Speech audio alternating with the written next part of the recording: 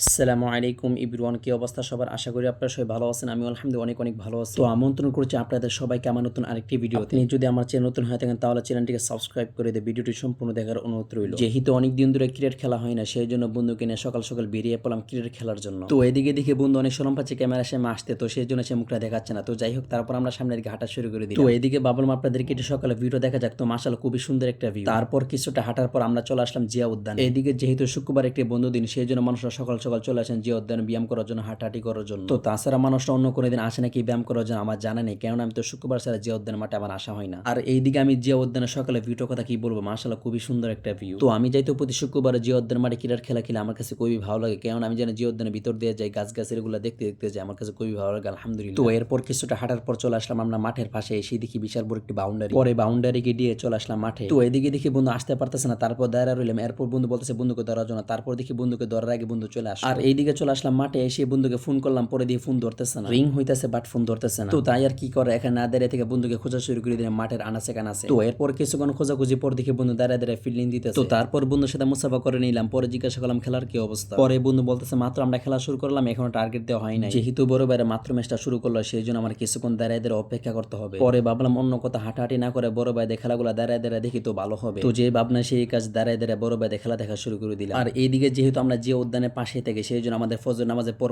চলে আসতে হতো, তা না হলে মাঠ ধরা যায় না। এদিকে যে উদ্যান মাঠে খেলার জন্য প্রতি শুক্রবারে মানুষরা বিভিন্ন জায়গা থেকে আসে, যেমন মিরপুর থেকে আসেন, মোহাম্মদপুর থেকে আসেন খেলার জন্য, সেই জন্য মানুষটি একটু আগে আগে চলে আসে, তা না হলে মাঠ পাওয়া যায় না আর ভালো ক্রিজ পাওয়া যায় না খেলার জন্য। এইদিকে একটা জিনিস সবচেয়ে বেশি বই লাগে, সেই জিনিস আপনি দাঁড়ায় দাঁড়ায় ফিল্ডিং দিতেছেন, অন্যদিক থেকে আপনার মাথার মধ্যে বল পড়ে গেল, আল্লাহ না। তো যাই হোক, একসময় আমরা এই মাঠে প্রতি শুক্রবারে খেলতে আসতাম, যেহেতু আমাদের ছাত্র ভাইরা অনেক জায়গা চলে গেছেন, তো সেই জন্য তেমন একটি খেলা হয় না। তারপরও চেষ্টা করে থাকি যা প্রতি শুক্রবারে আসার জন্য। কথা হচ্ছে ছাত্র ভাইরা যেদিন খেলতে আসে সেই দিন আমি খেলতে আসি, তা না হলে আমার খেলতে আসা হয় না, কেননা ছাত্র ভাইদের সাথে দুষ্টাইম ফাজলামি করতে পারি, হাসি খুশি ভাবে কথা বলতে পারি, সেই জন্য একটু ভালো লাগে। মূলত সেই জন্য প্রতি শুক্রবারে খেলা হয় না। তো ছাত্র ভাইরা যেদিন খেলতে আসে তো সেই দিন আমার খেলা হয়, তা না হলে আমার তেমন একটি খেলা হয় না। আর এইদিকে আমি তেমন একটি ক্রিকেট খেলা পারি না বললেই চলে। এইদিকে মূলত শুক্রবারটা যেহেতু একটা ছুটির একটা দিন, সেই জন্য ছাত্র ভাইদের সাথে দেখা সাক্ষাৎ হওয়া, আড্ডা দিয়ে খুবই ভালো লাগে, হাসি খুশি ভাবে কথা মতো বলি। যেহেতু সপ্তাহের মধ্যে তাদের সাথে তেমন একটি দেখা সাক্ষাৎ হয় না, অনেকেই পড়াশোনা করতেছে, আবার অনেকে চাকরি বাকরি করতেছে, তো সেই জন্য তেমন একটি দেখা সাক্ষাৎ হয় না। আর এইদিকে দেখতে দেখতে ফাইনালি বড় ভাইদের ম্যাচ শেষ হয়ে গেল। এখন যেহেতু আরেকটি ম্যাচ হবে, সেই জন্য তারা ম্যান বাড়াবাড়ি করতেছে। তো এরপর বড় ভাইরা টস ধরছেন, তারপর আমরা ফিল্ডিং পেয়ে গেলাম, সেই জন্য দেরি না করে দাঁড়িয়ে দাঁড়িয়ে ফিল্ডিং দেওয়া শুরু করে দিলাম। আর এর মধ্যে দিয়ে বড় ভাইরা আমার যে জায়গায় দাঁড় করছে ফিল্ডিং দেওয়ার জন্য, এই জায়গায় যে পরিমাণ রোদ্র, এমনি কালো আর কালো হয়ে যাবো।